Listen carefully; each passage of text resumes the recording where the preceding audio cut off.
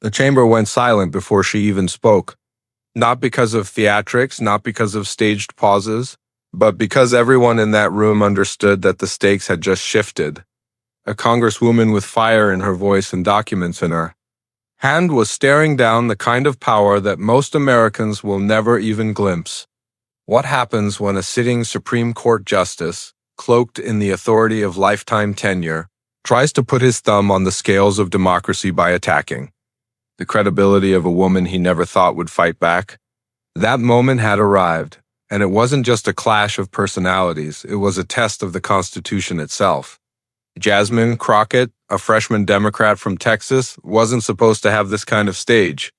She was supposed to be another name in the roster, another vote counted in the Democratic column, another face drowned out in the chaos of hearings, redistricting battles, and partisan trench wars. But history rarely asks permission before it elevates its witnesses, and Crockett had found herself staring into the unblinking gaze of Samuel Alito, a justice whose pen had already redrawn the future of millions of women by helping erase federal abortion rights, a justice whose ideology had shifted the weight of American law toward the far right. The collision was not accidental. It had been building for months, quietly, in court filings, political whispers, and the language of power that only a few understood. And then it burst into the open, live, where the cameras rolled and the nation could no longer look away. Crockett was prepared for the ambush, but the ferocity of it shocked even her. Samuel Alito, through carefully placed legal commentary and subtle signals in speeches and opinions, had suggested that Crockett, a sitting member of Congress and attorney, by training had blurred ethical lines so severely that her very license to practice law should be questioned. It was an extraordinary step. Supreme Court justices rarely, if ever, direct their authority toward individual lawmakers in such a public way. And yet here it was, cloaked in the language of jurisprudence but unmistakably aimed at her credibility, her livelihood, her ability to wield power as both a legislator and an officer of the court. It was not simply legal, it was personal, political, and punishing. Why her? Why now? To answer that, you have to look at the chain reaction of Crockett's rise. She had been elected not just to fill a seat, but to carry a district that had long been caught in the crosswinds of Texas politics, where Republican redistricting strategies sought to diminish Black representation and Democratic influence. She was a civil rights attorney before she was a lawmaker, and that training never left her. In committee hearings, she was surgical. She didn't just raise her voice, she raised evidence, exhibits, the kind of receipts that stripped away the polished defenses of her opponents. And when Alito, in the wake of investigations into undisclosed gifts and ethics scandals involving Supreme Court justices, found himself under scrutiny, Crockett was one of the loudest voices demanding reform, demanding accountability, demanding that the court no longer be allowed to operate as an untouchable kingdom above the other branches of government. It was this collision, her demand for transparency and his desire to silence critics, that detonated into a confrontation no one had predicted would escalate this far. The receipts she carried were not props. They were line items, financial records, evidence of a shadow network where power and money moved in tandem. Political action committees with deep-pocketed donors, contracts rooted through allies, judicial influence traced in dollar signs. Crockett stood before the cameras and revealed not rumors, not accusations, but documented trails adding up to $500 million, $500 million influence, contracts and unspoken promises that tied political power to legal outcomes, in ways that threatened the very idea of impartial justice. And she did it with a calmness that only magnified the tension.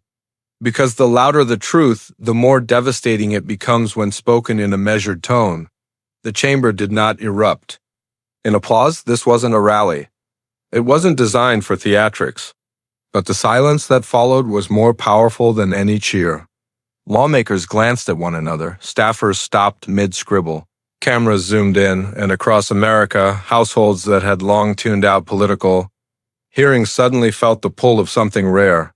Accountability spoken without fear. It was not a performance. It was exposure, and Alito? He wasn't in the room. Supreme Court justices don't sit in hearings like this. His words, his insinuations, his shadow hung over every syllable. For a justice to suggest that a sitting congresswoman should lose her license to practice law was not merely a comment, it was an attempt to discredit, to strip away her foundation, to remind her and anyone like her that challenging the court would come with consequences. But Crockett's answer was not defensive. It was offensive. She didn't plead for legitimacy. She exposed the rot, the dollars, the quiet deals that made legitimacy impossible. And for that, she had crossed an invisible line. In America, power protects itself. That is not cynicism. That is history. From J. Edgar Hoover's FBI surveillance of civil rights leaders to the Nixon White House enemies list, the pattern is clear. When institutions feel threatened, they target the individuals who dare to speak too loudly. Crockett knew this history, but she also knew something else, that silence was complicity, and complicity was a luxury her constituents could not afford. So she made the calculation, better to be attacked for telling the truth than protected for keeping quiet. The $500 million figure wasn't random. It wasn't rhetorical. It was built on disclosures, filings, contracts, and watchdog investigations that had been buried in dense legal language for years. Crockett distilled them, amplified them, put them in front of cameras in ways that ordinary people could understand. The numbers weren't abstract, they were schools unfunded, healthcare denied, communities redlined, and justice sold to the highest bidder. By tracing the money, she traced the betrayal. And in doing so, she pulled the conversation from the clouds of ideology to the ground of reality. Because when Americans see money moving in silence, they understand that their voices have been replaced by wallets. Samuel Alito did not respond immediately. He didn't need to. His power is not in press conferences or sound bites. It is in rulings, in precedents, in the quiet force of law that can alter the lives of millions with a single opinion. But the fact that his name was now spoken alongside phrases like conflict of interest and financial entanglements shifted the ground beneath him. Supreme Court justices thrive on legitimacy. Once that legitimacy cracks, every ruling becomes suspect, every precedent unstable. And Crockett had struck at that very foundation. She wasn't just defending her license, she was exposing the fragility of judicial power itself. The irony, of course, is that by trying to delegitimize her, Alito had elevated her. A congresswoman from Texas had now become a national figure in the debate over judicial ethics. And as cameras replayed her words, as headlines multiplied, as social media carved her sound bites into viral clips, the story spread far beyond the walls of Washington. People who had never heard of Jasmine Crockett were suddenly saying her name. People who had never questioned the sanctity of the Supreme Court were suddenly asking if justices were above scrutiny. And in living rooms, offices, and classrooms, the conversation shifted. If she could stand up to Alito, what else was possible? The risk was enormous. Political enemies circled, ready to amplify any mistake, any misstep, any exaggeration. Legal associations debated whether she had crossed ethical boundaries by speaking so bluntly. Donors whispered about the danger of aligning too closely with her. But Crockett's calculation remained the same. Exposure is the only antidote to corruption. And the $500 million she revealed was not going to vanish back into silence. What made the moment so extraordinary was its rarity. In American history, few lawmakers have stood toe-to-toe with a sitting justice in such direct fashion. The branches of government are designed to check one another, but in practice, the court often operates above the fray, insulated from public clashes. Crockett had pierced that insulation, dragged the conversation into daylight, and forced the public to confront a truth it often avoids, that the court is not an untouchable oracle, but a human institution vulnerable to the same flaws as any other. And in doing so, she forced Samuel Alito's name into a new context, not just as a jurist, but as a power player entangled in the machinery of money and politics. The cameras captured more than her words. They captured the look of colleagues, shifting in their seats, the discomfort of power being named, the quiet calculation of allies wondering how far this would go.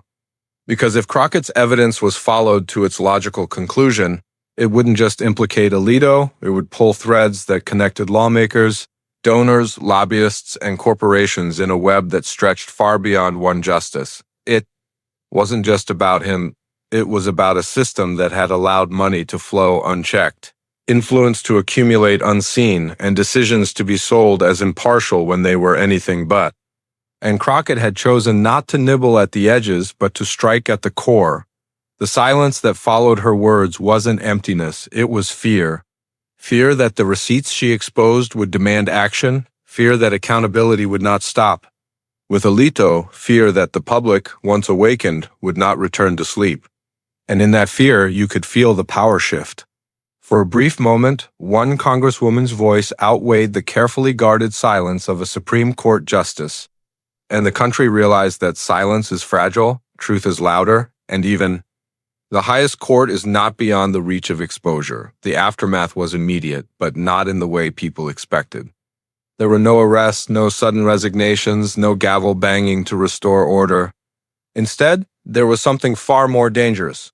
Silence that stretched across institutions like a fog. Reporters swarmed the steps of the Capitol microphones, chasing members of Congress as they slipped through hallways, desperate for sound bites. But few spoke, most dodged. Some muttered half-phrases about ongoing investigations or respect for the court. And yet, behind those non-answers was a different truth. Jasmine Crockett had detonated a political charge too powerful to dismiss, and no one wanted to be caught standing in its blast radius. The story spread, not because the press wanted it to, but because the numbers themselves demanded it.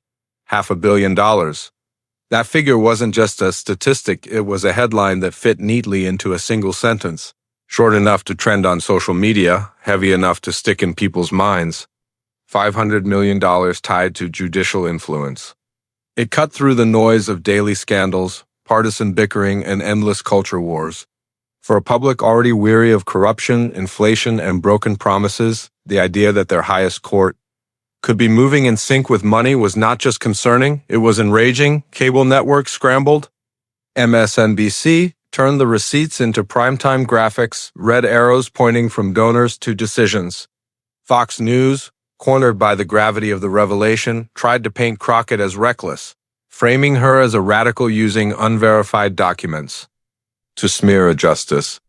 CNN brought on analysts to debate whether a sitting member of Congress had overstepped in accusing a Supreme Court justice of conflicts of interest. But no matter the angle, every channel said the same two names over and over. Crockett, Alito. The clash was now national, and yet the question lingered, what would come next? Inside the Democratic caucus, there was division. Some praised Crockett for her courage, calling her the only one brave enough to say out loud what everyone else whispered in private. Others, especially leadership figures, worried she had drawn too much attention to a fragile subject. After all, ethics reforms for the court had been stalled for years. Attempts to regulate gifts, travel, or recusals had all hit the same brick wall of judicial independence. Was she a hero, or had she overplayed her hand? The debate wasn't academic, it was survival. Because if Crockett's exposure of $500 million gained traction, it could force Congress into a corner where inaction would look like complicity. And complicity, once visible, was political death. Republicans, meanwhile, saw an opening. They framed her as a disruptor, reckless, divisive, an opportunist using theatrics to elevate herself at the expense of American institutions. Some even floated the idea of censuring her, claiming she had disrespected the judiciary by attacking Alito without due process, but underneath their outrage was unease. Because the receipts weren't fake. They weren't doctored tweets or partisan rumors. They were pulled from filings, contracts, donor disclosures, watchdog investigations. They were real, and reality is far harder to bury than rhetoric. The court itself remained quiet. No statement came from Samuel Alito, no formal rebuttal, no press conference. That's not how justices operate. Their shield is silence, their weapon is the gavel, but even in silence, the cracks showed. Activists filed complaints demanding Alito recuse himself from future cases involving corporate donors tied to the receipts. Law professors published op-eds questioning whether the court's legitimacy could survive another ethics scandal after Clarence Thomas's undisclosed gifts and luxury trips had already shaken confidence, and legal organizations that once deferred to the court now debated openly whether Congress should impose enforceable ethics rules on justices. The fortress was no longer untouchable. For Crockett, the danger was personal. Threats escalated. Online trolls flooded her accounts with insults, racial slurs, and doctored images. Conservative PACs began running attack ads in her district, painting her as unhinged, radical, and a danger to judicial independence. Rumors swirled that complaints were being filed against her with the Texas bar, an echo of Alito's earlier attempt to question her license. She knew the playbook: discredit, distract, destroy. But she also knew something else. The louder the attacks, the closer she was to the truth. Because institutions do not mobilize against irrelevance. They mobilize against threats, and yet, amid the chaos, Crockett's words found unlikely allies. Legal scholars who had long avoided partisan fights stepped forward to defend her. They pointed to the evidence, reminding the public that oversight of the judiciary was not just legal, it was constitutional. Retired judges, once bound by silence, spoke cautiously but firmly, warning that if questions of money and influence were not addressed, public trust in the court could collapse entirely. Even some conservatives, disillusioned by what they saw as judicial overreach, admitted privately that Crockett had touched on something undeniable. The court was no longer above politics, and pretending otherwise was intellectual dishonesty. The momentum built outside Washington. Grassroots organizations seized on the $500 million figure, printing it on posters, chanting it at protests, turning it into a rallying cry. Where did the money go? Who bought the court? Show. U.S. the receipts. These weren't abstract slogans, they were sharp, targeted demands. And they spread quickly because the language of money is universal. Everyone understands when dollars buy silence, when contracts buy outcomes, when justice is auctioned off behind closed doors. Alito, though silent, was not passive.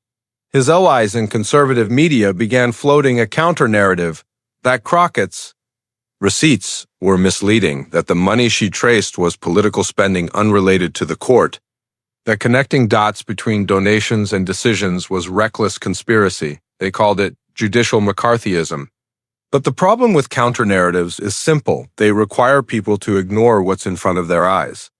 And every time Crockett's documents were replayed on television, every time graphics showed the trail of dollars leading to outcomes, the counter-narrative weakened. Because people don't forget when they see evidence. For the court, legitimacy is currency. It is the invisible thread that binds 9 justices to 330 million people. Without it, their decisions are just words on paper. And that was the battlefield Crockett had chosen: legitimacy itself. She hadn't accused Alito of crimes. She hadn't demanded his resignation. She had done something far more dangerous. She had made people question whether his decisions were tainted by money. And once that question enters the bloodstream of a democracy, it spreads faster than any denial. Meanwhile, the political ground began to shift. Progressives rallied behind her, seeing in Crockett a voice unafraid to name names and break taboos. Moderates wavered, cautious but intrigued, wondering if aligning with her could ride the wave of public anger. And Republicans, though defensive, knew the danger of letting the story grow. Their strategy became clear: attack her relentlessly, bury her under headlines about radicalism, and hope the storm passed. But the storm wasn't passing. It was gathering, because every day brought new questions. Who else benefited from the $500 million? Which cases had been influenced? How far back did the money trail go? And if one justice's legitimacy could be questioned, what about the others? The web began to widen, and with it, the realization that Crockett had opened a door that could not easily be closed. The danger for her was not just political, it was existential. To take on a Supreme Court justice is to risk isolation, to risk being targeted by forces that rarely miss. She knew the stakes. But she also knew that silence would have been easier, safer, more comfortable. And yet she chose the harder path, because in her mind, the oath she took to defend the Constitution, to serve her district, to uphold the law was not a ceremonial phrase, it was a binding contract, and breaking it by staying quiet would have been the true betrayal. The silence from Alito was strategic, but it was also telling. For Justice, who had never shied away from writing forceful opinions dripping with ideological certainty, his refusal to respond directly suggested one of two things. Either he saw Crockett as beneath his attention, or he feared that any response would legitimize her accusations. Either way, the public saw the same outcome, a justice exposed, unable, or unwilling to defend himself. And perception in politics and law is often more powerful than reality. The next phase was inevitable. Hearings. Pressure mounted on congressional committees to investigate judicial ethics, to subpoena records, to demand answers. For years, such efforts had stalled. But with Crockett's receipts now in the public consciousness, lawmakers could no longer hide behind technicalities. The calls for hearings grew louder, bipartisan in some corners, and unavoidable. The question wasn't whether they would happen, it was when and how explosive they would be. Crockett knew she had walked into a storm. But storms, if navigated correctly, clear the air. And in that chamber, when she held up the receipts, she had not just defended her license or her name. She had forced America to confront a truth it had long avoided, that the guardians of justice are not immune to the corruption they are sworn to judge. And once that truth is spoken, it cannot be unsaid. The silence, the fear, the counterattacks, they were all signs of one reality. Samuel Alito had tried to strip her of credibility. Instead, he had stripped the court of its shield. And Jasmine Crockett had proven that even in a system designed to protect power, truth spoken without fear can still break through. The hearings were never supposed to happen. For years, judicial ethics had been the untouchable subject, whispered about by watchdogs but dismissed in Congress as political suicide. Members of both parties had long avoided crossing the court, because to question its integrity was to risk being branded an enemy of the Constitution itself. But Crockett had changed the calculus. When she laid those receipts on the table, she didn't just expose money trails, she created a moral imperative. Silence now looked like complicity. And complicity in an election year was a death sentence. The first committee announcement was cautious, wrapped in the language of review and transparency. But the headlines shredded the caution, stripping the euphemisms away. Congress, to investigate Supreme Court ethics. Those 6 words landed like a hammer on stone. For the first time in decades, lawmakers would openly scrutinize the conduct of the highest court in the land. And the public, already simmering with distrust, was ready. Polls showed trust in the court had plunged to historic lows after rulings on abortion, voting rights, and executive power. Now, with $500 million tied to influence, outrage was no longer partisan, it was personal. People wanted answers? Crockett's role in the hearings was inevitable. She became both witness and target, the spark who had ignited the firestorm. Republicans prepared to grill her, framing her as a radical who had undermined the judiciary with reckless accusations. Democrats, though not unanimously supportive, knew she was the star witness they couldn't silence. Every camera, every microphone, every headline would orbit her testimony. She wasn't just another member of Congress now. She was the face of the fight. The opening session began with procedural monotony roll calls, motions, objections. But when Crockett raised her right hand and swore to tell the truth, the room shifted. Viewers at home leaned closer. The silence was not passive. It was loaded, anticipatory, electric, because everyone knew what was coming. Confrontation not just with a justice, but with the very system that shielded him. She began not with fire, but with precision. "For too long," she said, her voice steady, "we have treated the judiciary as sacred beyond scrutiny. But the Constitution does not grant immunity from accountability. And when money moves in shadows that touch the bench of justice, the people have a right to see the light." The words echoed across the chamber. This wasn't theater. It was indictment not of one man, but of a culture that had turned a blind eye. Republicans pounced. One after another, They accused her of grandstanding, of disrespecting a co-equal branch of government, of weaponizing oversight for political gain. They raved copies of legal opinions, quoting Alito's words as if they were scripture. They demanded she retract, they demanded she apologize, they demanded she admit that correlation was not causation. But Crockett didn't flinch. If it were only correlation, she replied, why does the money flow in only one direction? Why do the outcomes favor the hands that fund? Why does justice bend where the donors lean? Her answers were clipped, deliberate, sharpened like blades.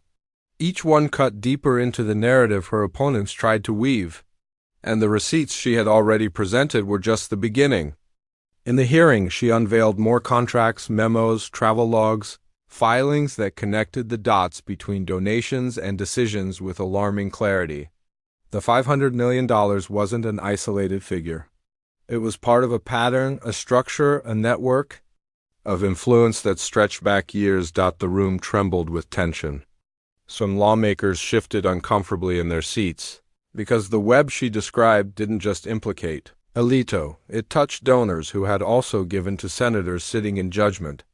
It reached into law firms with deep ties to both parties.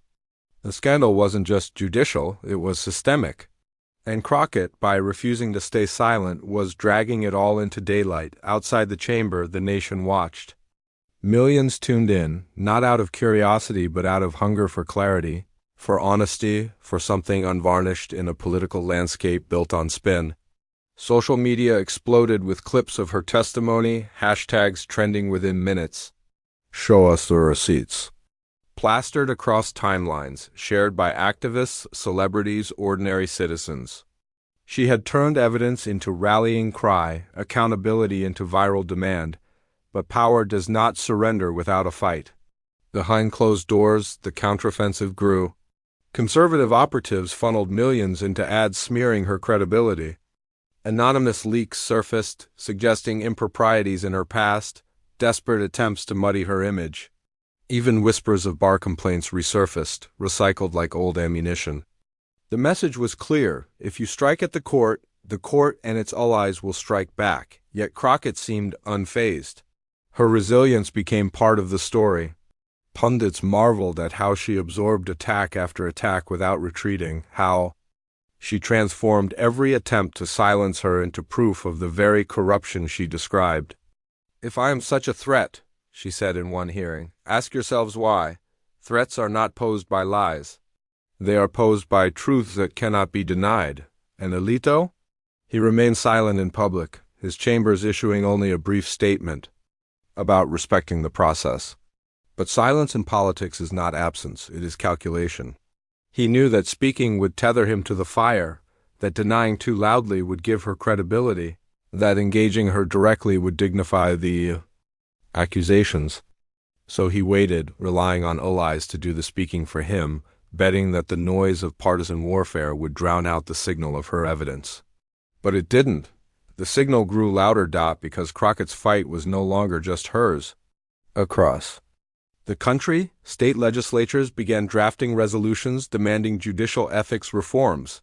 Watchdog groups filed suits to compel disclosure of gifts and travel.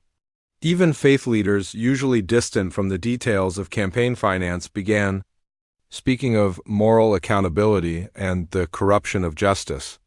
Her words had ignited something larger than herself, a movement that tied legitimacy to transparency, ethics to democracy.